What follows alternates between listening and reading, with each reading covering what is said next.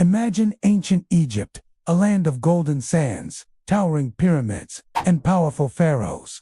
But beneath the surface of divine rule and monumental splendor, a dark plot was brewing.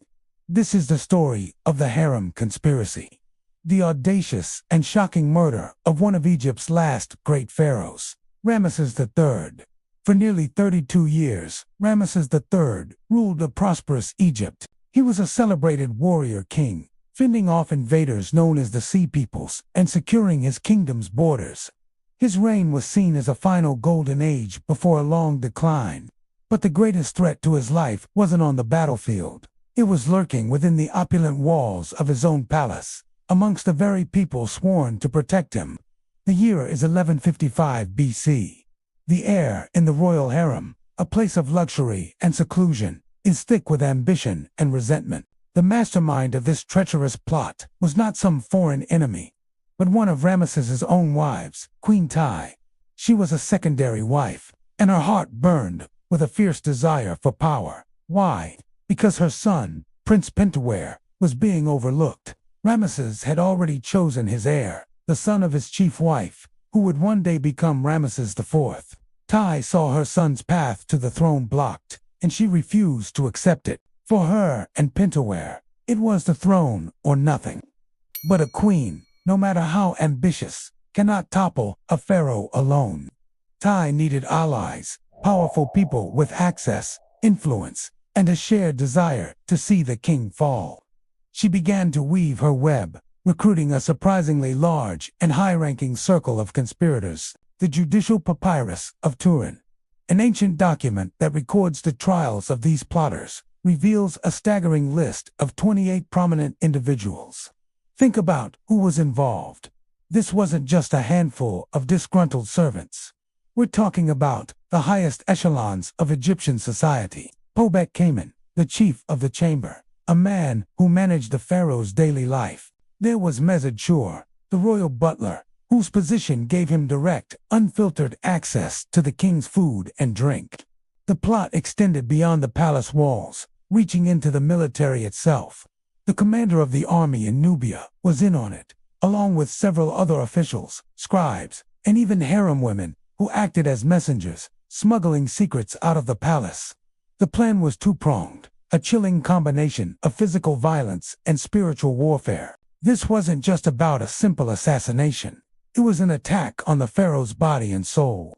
The conspirators believed in the power of Heka, or magic, and they intended to use it to their full advantage. According to the trial records, the plotters engaged in forbidden rituals. They were accused of crafting small wax figures, like ancient voodoo dolls, inscribed with the pharaoh's name. These effigies were used in dark ceremonies, intended to magically harm Ramesses, to cripple his divine power and leave him vulnerable. They also created so-called magical rolls, or scrolls. These weren't just for harming the king directly. They were designed to weaken the entire palace's defenses. The conspirators believed these enchanted texts could cast spells on the guards, clouding their minds, making them neglect their duties, and essentially opening the palace gates for the assassins. They were trying to disable the divine protection that surrounded a living godkin. The moment they chose to strike was during the beautiful Feast of the Valley, a major festival in Thebes. With the city distracted by celebrations, and the pharaoh likely participating in public rituals, security might have been more relaxed. The conspirators saw their window of opportunity. For a long time, historians debated whether the plot actually succeeded. The papyrus details the trial and the punishments, but it never explicitly states that Ramesses was killed. His mummy, discovered in the 19th century, showed no obvious wounds. For over a century, the mystery remained.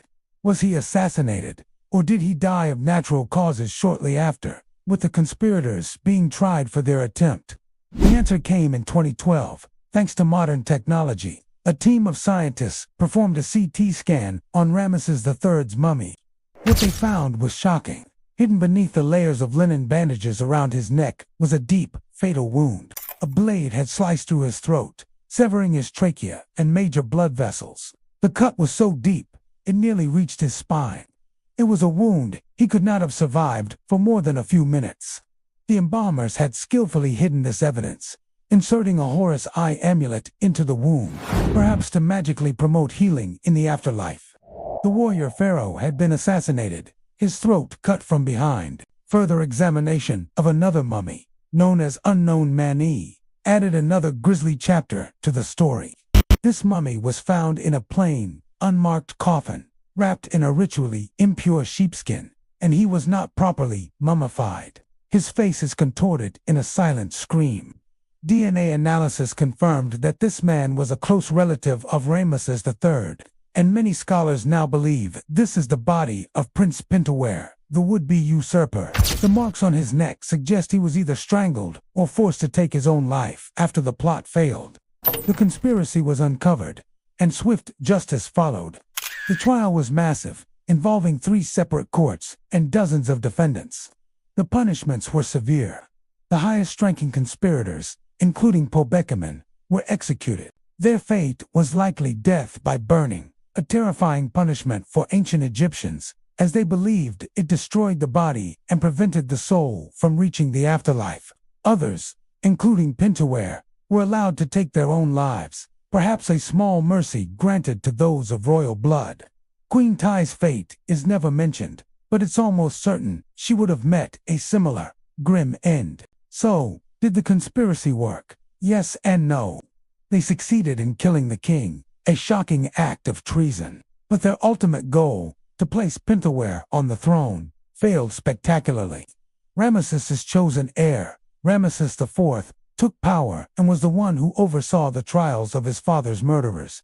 He solidified his rule by bringing the traitors to justice. The Harem conspiracy serves as a stark reminder that in the high-stakes world of royal courts, power, ambition, and jealousy can be a deadly combination. It ripped the veil off the supposedly serene world of the pharaoh's harem, revealing it as a hotbed of political intrigue. The murder of Ramesses III marked a turning point, signaling the end of an era and the beginning of the slow decline of the new kingdom. A great pharaoh, who had saved Egypt from foreign invaders, ultimately fell to enemies within his own home. Thank you so much for watching. If you're fascinated by the hidden histories and dark secrets of the ancient world, make sure to like this video and subscribe to the channel for more stories just like this. See you next time.